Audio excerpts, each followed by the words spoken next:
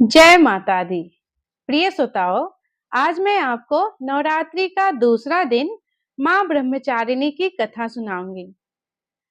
नवरात्रि का दूसरा दिन समर्पित है मां दुर्गा का दूसरा स्वरूप ब्रह्मचारिणी को। तो आरंभ करते हैं मां ब्रह्मचारिणी की कथा। ब्रह्म का अर्थ है तपस्या और चारिणी का अर्थ है आचरण करने वाली।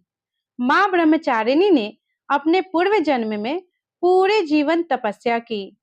उनकी घोर तपस्या के कारण ही वह ब्रह्मचारिणी नाम से जानी गई।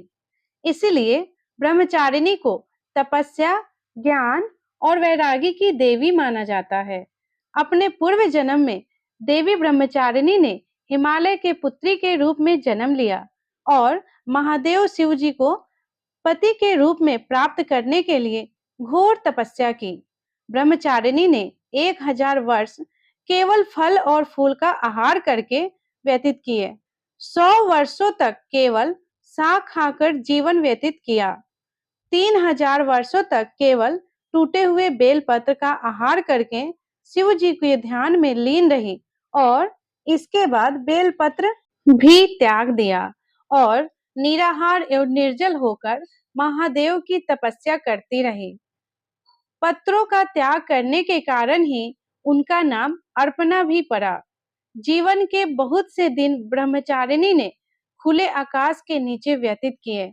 इतनी गहन तपस्या से उनका शरीर बहुत दुर्बल हो गया था।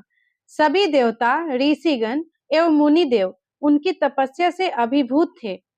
सभी ने देवी की समर्पण की सराहना की और प्रार्थना करते हुए कहा कि हे देवी, आज तक इस संसार में किसी ने इतनी कठोर तपस्या नहीं की है। ऐसा करने का साहस केवल आप में ही है।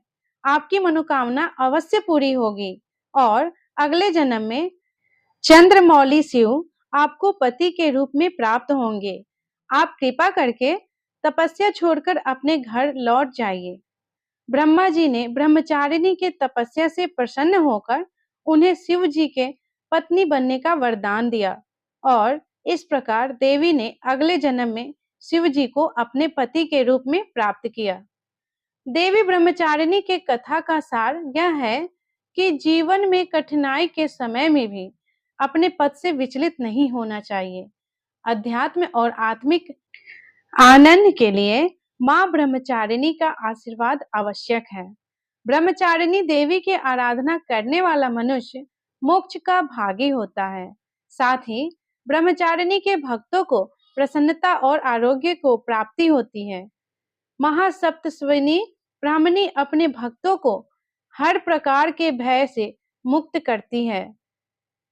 मां ब्रह्मचारिणी श्वेत रंग के वस्त्र, दाएं हाथ में जप माला और बाएं हाथ में कमंडल धारण करती हैं।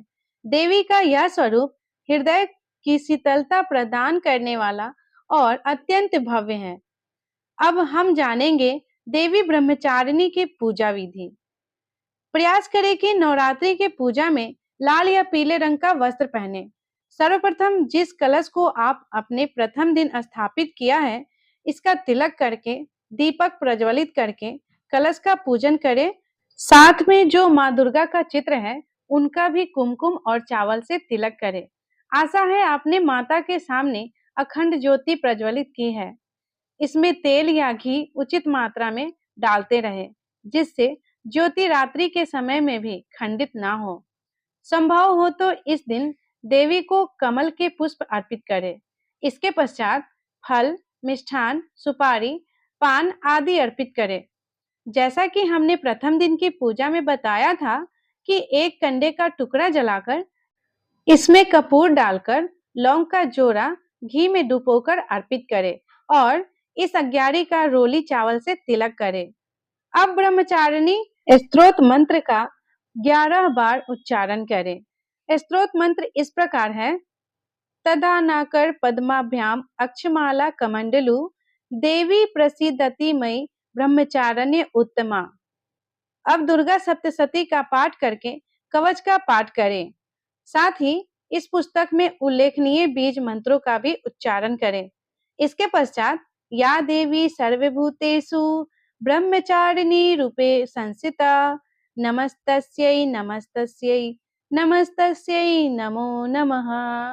इस मंत्र का जप करें, देवी की वंदना करें और प्रार्थना करें कि भौतिक जीवन जीते हुए आपको आध्यात्मिक ज्ञान की प्राप्ति हो और आप वैराग्य की ओर अग्रसर हो। अब देवी की आरती करके क्षमा याचना के साथ पूजा का समापन करें। संध्या का आरती भी अवश्य करें। तो प्रिय श्रोताओं, यह थी नवरात्रि के दूसरे दिन मां ब्रह्मचारिणी की कथा। अगर आपको यह वीडियो ज्ञानवर्धक लगी हो तो वीडियो को लाइक करें, चैनल पे नए हैं तो सब्सक्राइब करें और कमेंट में जय माता दी जरूर लिखें।